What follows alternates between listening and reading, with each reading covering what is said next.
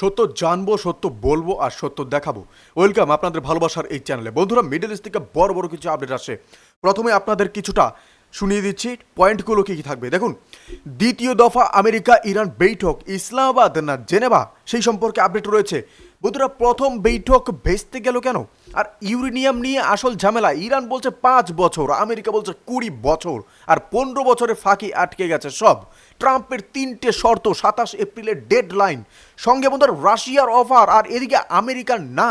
Russia বলছিল ইরানের uranium নিয়ে একটা বড় ঘোষণা দিয়েছে। বন্ধুরা, হরমুজ প্রণালীতে যুদ্ধের আবহ।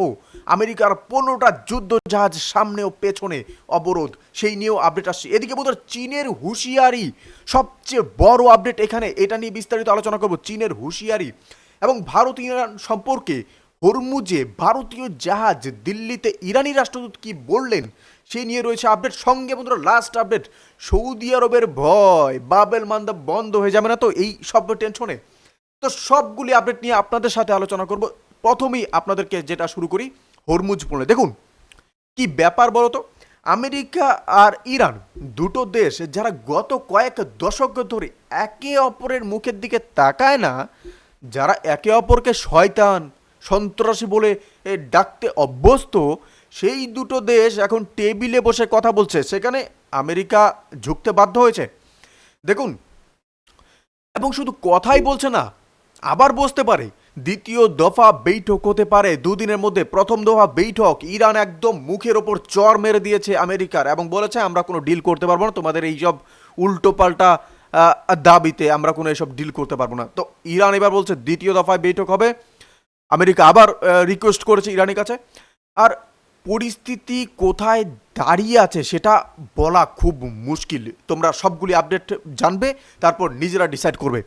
দেখুন, প্রথমে বুঝতে হবে যে এই বৈঠকটা আদৌ হচ্ছে কেন। দ্বিতীয় দফার, প্রথম দফার তো ডিক্লোজ করে দিয়েছে। তো এতদিন তো আমেরিকা ইরান কথাই বলতো না সরাসরি, মাঝে মাঝে ইউরোপের মাধ্যমে, কোনো জাতিসংঘের মাধ্যমে, এই এতটুকুই। কিন্তু এখন সরাসরি টেবিলে বসছে। কারণ সহজ, হরমুজ প্রণালী। ইরান তো সেটা বন্ধ করে দিয়েছে এবং বন্ধ করে বসে আছে, দেও খেলা দেখো এবার। আর হরমুজ বন্ধ মানে পৃথিবীর 20 থেকে 25% তেল সরবরাহ আটকে গেছে। সৌদি আরবের তেল আটকে গেছে, ইউএই তেল আটকে গেছে, ইরাকের তেল আটকে গেছে। পুরো দুনিয়ার অর্থনীতির নারীটা ওই ছোট্ট জলপথের ওপরেই নির্ভর করে, আর সেটা তো বন্ধ। তাই আমেরিকাও বাধ্য হচ্ছে এবার কথা বলতে। তো আমেরিকাকে বলতে পারেন যে ঝুঁকিয়ে দিয়েছে, কানটা ধরে, বলে না কান টানলে মাথা আসে, তো ইরান আমেরিকার ওই কান টেনে মাথাটা এখানে এনে দিয়েছে। ট্রাম্প যতই বুক ঠুকুক, বাস্তবে হরমুজ খোলানো ছাড়া তার উপায় নেই। আর রাজনীতিতেও তার উপায় নেই যদি এই যুদ্ধে যদি তার হার নিশ্চিত হয়, আর সেখানে হার নিশ্চিত হবে বন্ধুরা। তো দেখুন, প্রথম বৈঠকটা হয়েছিল ইসলামাবাদে, অর্থাৎ পাকিস্তানে। পাকিস্তান মধ্যস্থতাকারী ভূমিকা ছিল। তো আমেরিকার তরফে ডেলিগেশন গিয়েছিল, ইরানের তরফেও ডেলিগেশন এসেছিল, বৈঠক হয়েছিল, কথাবার্তা হয়েছিল। উভয় পক্ষে বলছে যে কথাবার্তা ভালোই হয়েছিল, পরিবেশ ঠিকঠাক ছিল, কিন্তু শেষমেশ কোনো চুক্তি হয়নি। এখন প্রশ্ন হলো কেন হয়নি? দুপক্ষ দুটো আলাদা গল্প বলছে। তা আমেরিকার ভাইস প্রেসিডেন্ট জেডি ভ্যান্স বললেন, দেখো বৈঠকটা ভালোই যাচ্ছিল, অনেক বিষয়ে মিল হচ্ছিল বলে মনে হচ্ছিল, কিন্তু সমস্যাটা হলো ইরানের যে ডেলিগেশন এসেছিল তাদের হাতে চূড়ান্ত সিদ্ধান্ত নেওয়ার ক্ষমতাই ছিল না। মানে চিন্তা করো, তুমি একটা বড় ডিলের জন্য মিটিং করলে, কিন্তু ওপারে যে বসে আছে সে বলছে আমি আসলে সিদ্ধান্ত নিতেই পারবো না, ওপরে পাঠাতে হবে, আমার ওপরে পাঠাতে হবে। এটা কতটা হতাশাজনক। তো জেডি বাজ পরিষ্কার বললেন যে ইরানের চূড়ান্ত কথা বলে আইআরজিসি, মানে ওই ইসলামিক রেভলিউশনারি গার্ড কোর্পস ইরানের, এবং সুপ্রিম লিডার আলী খামেনি, সেই দুজনের সই ছাড়া কোনো ডিল হবে না। কিন্তু সেই ডেলিগেশন এমন কেউ ছিল না যে সেই ক্ষমতা নিয়ে এসেছিল। আর ইরানের তরফে কি বলছে? ইরানি ডেলিগেশন বলছে যে আমরা চুক্তির জন্য তৈরি ছিলাম, কিন্তু আমেরিকা আমাদের বিশ্বাসে জেতাতে পারেনি। আমেরিকা যে শর্ত দিচ্ছিল বা শর্তগুলো দিচ্ছিল, আমরা নিশ্চিত না যে আমেরিকা সেগুলো আদৌ পালন করবে কিনা। এবং এই কথাটা কিন্তু ঠিকই বলেছে ইরান। দেখুন বন্ধুরা, 2015 সালে জেসিপিওএ নামে একটা চুক্তি হয়েছিল। সেই চুক্তি থেকে ট্রাম্প নিজেই বেরিয়ে গিয়েছিলেন 2018 সালে। তাহলে এখন ট্রাম্পের কথায় আবার ভরসা করব কোন মুখে?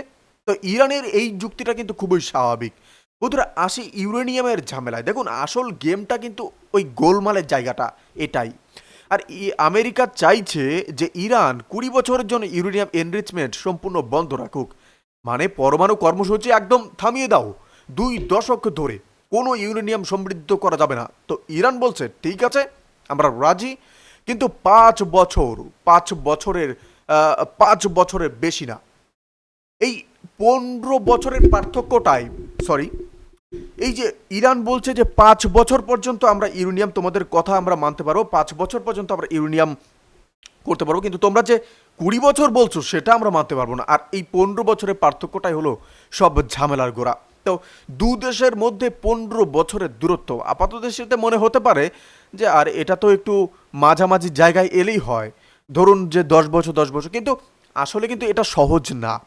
কারণ ইউরেনিয়াম এনরিচমেন্ট ইরানের কাছে শুধু প্রযুক্তি না বন্ধুরা, এটা তাদের জাতীয় গর্বের প্রতীক হয়ে দাঁড়িয়েছে। খামেনি বহুবার বলেছেন পরমাণু কর্মসূচি থামানো মানে দেশের সার্বভৌমত্বের সঙ্গে আপোষ করা। তাই 5 বছরেও রাজি হওয়াটা ইরানের কাছে বিশাল ছাড় বলতে পারেন। আর জেডি ভান্স পরিষ্কার বলে দিয়েছেন আমাদের 3টে শর্ত আছে, এগুলো চিরকাল একই থাকবে, কোনো বৈঠকেই এটা বদলাবে না।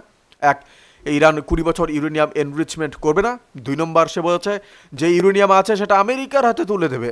3, বলেছে হরমুজ প্রণালী সম্পূর্ণ খুলে দেবে। এই 3টে শর্ত মানলে তবেই ডিল, নয়তো নয়, একদম পরিষ্কার কথা।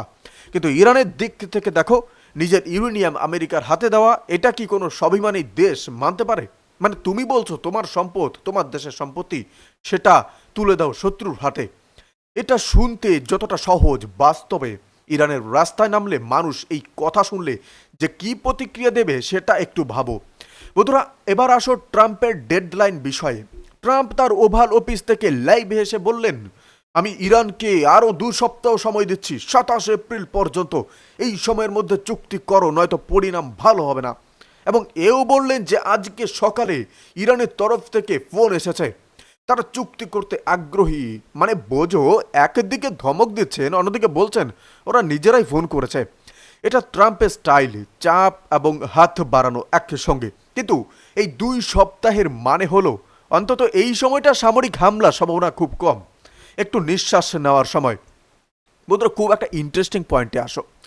রাশিয়া, পুতিন চুপ করে বসে নেই বন্ধুরা। রাশিয়ার বিদেশমন্ত্রী সার্গেই ল্যাভরভ একটা অফার দিয়েছেন, বলেন দেখো ইরানের ইউরেনিয়াম নিয়ে যদি এত সমস্যা, তাহলে সেটা রাশিয়ার কাছে রাখো, আমরা সংরক্ষণ করব। মানে একটা মধ্যবর্তী সমাধান আর কি বলতে পারেন। ইরানকে ইউরেনিয়াম ছাড়তে হচ্ছে, কিন্তু সেটা শত্রুর হাতে না গিয়ে বন্ধু দেশের কাছে থাকছে। শুনতে যুক্তিসঙ্গত না, তাই না? কিন্তু আমেরিকা সেটাও মানেনি। আমেরিকা পরিষ্কার বলে দিল না, ইউরেনিয়াম আমাদের হাতে আসতে হবে, রাশিয়ার কাছে রাখলে হবে না। এখন এই কথাটা থেকে কিন্তু আমেরিকার আসল উদ্দেশ্যটা পরিষ্কার হয়ে যাচ্ছে। আমেরিকা আসলে ইরানের পরমাণু কর্মসূচি নিয়ে যতটা না চিন্তিত, তার চেয়ে বেশি চায় ইরানকে সম্পূর্ণভাবে নিরস্ত্র করতে, নিয়ন্ত্রণে আনতে। রাশিয়ার কাছে ইউরেনিয়াম থাকলেও ইরান টেকনিক্যালি সেটা ফেরত চাইতে পারে, কিন্তু আমেরিকার কাছে একবার চলে গেলে সেটা আর ফেরত আসার প্রশ্নই নেই। এটাই ইরান বুঝছে, আর এটাই রাশিয়াও বুঝছে, এটাই চীন বুঝছে। বন্ধুরা আসি সমুদ্রের দিকে। দেখুন এখানেই আসল খেলাটা জমে উঠেছে, হরমুজ প্রণালী। আর ট্রাম্প যতই বলি না ওই কান টানলে মাথা আসবে, তো হরমুজ প্রণালীটা ওই ট্রাম্পের কান টানার মতোই। মাত্র 33 কিলোমিটার চওড়া একটা জলপথ, পারস্য উপসাগর আর আরব সাগরের মাঝখানে এই সরু গলিটার ওপর দিয়ে প্রতিদিন লক্ষ লক্ষ ব্যারেল তেল যায়। আর এই মুহূর্তে সেই গলিটার মাথায় আমেরিকার 15টা যুদ্ধ জাহাজ মোতায়েন। বন্ধুরা ট্রাম্প সরাসরি হুমকি দিয়েছেন যে জাহাজ হরমুজ দিয়ে বের হওয়ার চেষ্টা করবে, সে আমাদের মিসাইলের মুখে পড়বে, কোনো আগাম সতর্কতা ছাড়াই আঘাত করা হবে। কেউ যদি ইরানকে টোল ট্যাক্স দিয়ে পার হওয়ার চেষ্টা করে, সে জাহাজও নিরাপদ না। শুনতে খুব ভয়ানক, কিন্তু বাস্তবে কি হচ্ছে জানো? গত 36 ঘন্টায় 15 থেকে 20টা জাহাজ ওই হরমুজ পার হয়ে গেছে, আর বেশিরভাগ চীন, পাকিস্তান, ভারত আর রাশিয়ার জাহাজ। আমেরিকার নৌবাহিনী একটাতেও হাত দেয়নি। মানে ট্রাম্প মুখে যা বলছেন আর মাঠে যা হচ্ছে তার মধ্যে বিস্তর ফারাক। এটা কিন্তু লক্ষ্য করার মতো। বড় বড় কথা বলা আর কাজে নামা, এই দুটো জিনিস সবসময় এক না। আর এর পেছনে একটা বড় কারণও আছে। ইরানের কাছে একটা অস্ত্র আছে যেটার সামনে আমেরিকার যুদ্ধজাহাজ কার্যত অসহায়। সেটা হলো গাদির ক্লাস সাবমেরিন। বন্ধুরা, ছোট্ট, নিঃশব্দ, অগভীর জলের জন্য তৈরি, আর রাডারে ধরা যায় না সহজে, টর্পেডো আর মাইন দিয়ে সজ্জিত। এরকম মনে করো যে 20টা সাবমেরিন ইরান পারস্য উপসাগর আর হরমুজ প্রণালীতে মোতায়েন করে রেখেছে।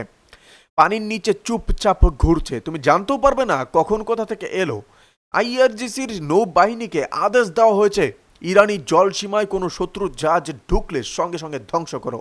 কোনো সতর্কতা নয়, কোনো আমাদের পারমিশন নয়, দ্বিতীয় চিন্তা নয়। আর মিডিয়া রিপোর্ট বলছে আমেরিকার কাছে এই সাবমেরিনগুলোর কোনো কার্যকর জবাব নেই এই মুহূর্তে। গভীর সমুদ্রে আমেরিকার নৌবাহিনী সেরা হতে পারে, কিন্তু অগভীর উপসাগরে এই ছোট ছোট সাবমেরিনের বিরুদ্ধে লড়াই করা অনেক কঠিন।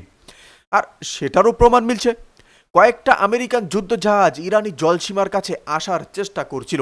ইরানি নৌবাহিনী প্রথমে সতর্ক বার্তা দিয়েছে, আর তারপর আমেরিকান জাহাজ সেখান থেকে সরে গেছে সেই সতর্কবার্তা পেয়ে। আর এটাই বাস্তব, সমুদ্রে ইরানকে হারানো এত সহজ না যখন প্রশ্ন আসে হরমুজ প্রণালী আর ছোট ছোট উপসাগরের ক্ষেত্রে।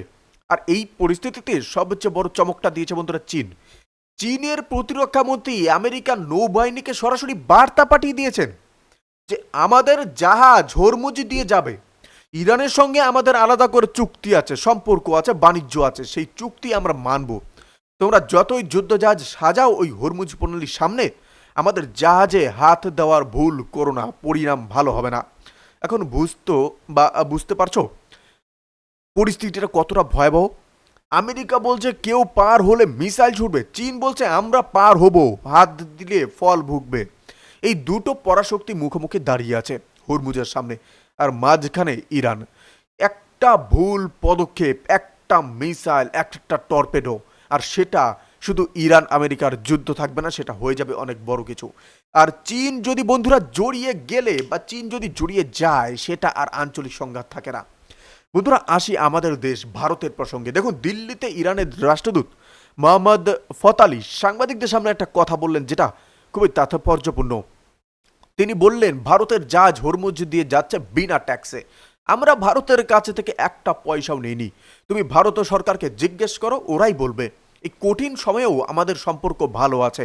ইরান আর ভারতের ভবিষ্যৎ এবং স্বার্থ একদিকেই। এই কথাটা কিন্তু অনেক কিছু বলে দেয়। ইরান বুঝছে যে ভারতকে শত্রু বানানো বোকামি। ভারত একটা বড় বাজার, ভারত চাবাহার বন্দরে বিনিয়োগ করেছে, ভারতের সঙ্গে ইরানের দীর্ঘদিনের সম্পর্ক। আর ভারতও ইরানকে সহজে ছাড়তে চাইছে না, কারণ তেল দরকার, চাবাহার দরকার, মধ্যপ্রাচ্যে একটা কৌশলগত পথ দরকার। তাই আমেরিকা ইরান যুদ্ধ বাঁধলেও ভারত কোনো একটা দলে ভিড়বে না, নিজের পথে চলবে। এটাই ভারতের পররাষ্ট্রনীতির একটা ঐতিহাসিক বলতে পারেন ধারা। আর যারা এই সংঘাতে আমেরিকা বা ইসরায়েলের পক্ষে গলা ফাটাচ্ছেন, তাদের জন্য এটা ভাবার বিষয়। ইরান এই কঠিন পরিস্থিতিতেও ভারতের জাহাজকে বিনা বাধায় যেতে দিচ্ছে। শত্রুর বন্ধুকে কি ইরান এই সুবিধা দিত? বন্ধুরা, আসি সবচেয়ে ভয়ের জায়গা সৌদি আরব। প্রতিদিন সৌদি আরব ছিল মধ্যপ্রাচ্যের সবচেয়ে অগ্রাসী গলা বলতে পারেন। ইরানকে যে চাপে রাখো, ইরানকে ঘেরাও করো, এই নীতিতে বিশ্বাসী ছিল।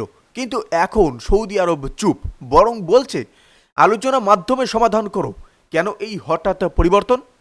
কারণটা বুঝতে হলে মানচিত্র দেখতে হবে। বন্ধুরা, হরমুজ যখন বন্ধ হয়ে গেছে না, তখন সৌদি আরব আর তেল বের করতে পারছে না, বা তেল বের করছে একটা বিকল্প পাইপলাইনের মাধ্যমে। সেই পাইপলাইন আবার যায় লোহিত সাগরে, এবং সেখান থেকে বের হওয়ার পথ হলো বাবেল মানদেব প্রণালী, ইয়েমেনের পাশ দিয়ে। আর ইয়েমেনে কারা আছে? হুতিরা। আর হুতিরা কার সাথে? ইরানের সঙ্গে। মানে ইরান চাইলে হুতিদের দিয়ে বাবেল মানদেবও বন্ধ করে দিতে পারে। হরমুজ বন্ধ, বাবেল মানদেব বন্ধ, তাহলে সৌদির তেল যাবে কোথা দিয়ে? কোথাও না। তো সৌদি অর্থনীতি তেলের ওপর দাঁড়িয়ে, তেল বের করতে না পারলে সৌদি আরব ফুঁসে উঠবে ভেতর থেকে। তাই সৌদি এখন যুদ্ধের ভাষা ছেড়ে শান্তির ভাষায় কথা বলছে। পরিস্থিতি তাকে বাধ্য করছে বলতে পারেন। তাহলে সামগ্রিকভাবে ছবিটা যেন কিরকম? হরমুজে চাপে আছে, কিন্তু এখনও সরাসরি গুলি চলেনি। দ্বিতীয় দফা বৈঠকের সম্ভাবনা তৈরি হয়েছে। ট্রাম্প 27 এপ্রিল পর্যন্ত সময় দিয়েছেন। চীন সরাসরি মাঠে নেমেছে। ভারত নিজের পথে আছে, সৌদি ভয়ে আছে, আর রাশিয়া মধ্যস্থতার চেষ্টা করছে। এই পুরো ছবিটা বলছে যে এখনো যুদ্ধ শুরু হয়নি, কিন্তু একটা ভুল পদক্ষেপ পুরো অঞ্চলকে আগুনে ফেলে দিতে পারে। আগামী কয়েকটা দিন খুব গুরুত্বপূর্ণ। দ্বিতীয় দফা বৈঠক হয় কিনা, হলে কোথায় হয়, কি আলোচনা হয়, যে সব কিছুর আপডেট নিয়ে আসবো। 24 ঘন্টায় অনেকগুলি আপডেট আপনাদের সামনে রাখবো, এবং কোন আপডেটটি আপনাদের ভালো লাগে অবশ্যই আমাদের কমেন্ট করে জানাবেন। আজকের কোন আপডেটটি ভালো লেগেছে সেটা আমাদের কমেন্ট করে জানাবেন। আপনারা কোথা থেকে দেখছেন সেটা বিশেষভাবে জানাবেন, এবং আপনারা ভালো থাকবেন, সুস্থ থাকবেন। ধন্যবাদ। দেখা হচ্ছে নতুন একটি ভিডিওতে বা লাইভ স্ট্রিম। আপনারা আপনাদের শরীরের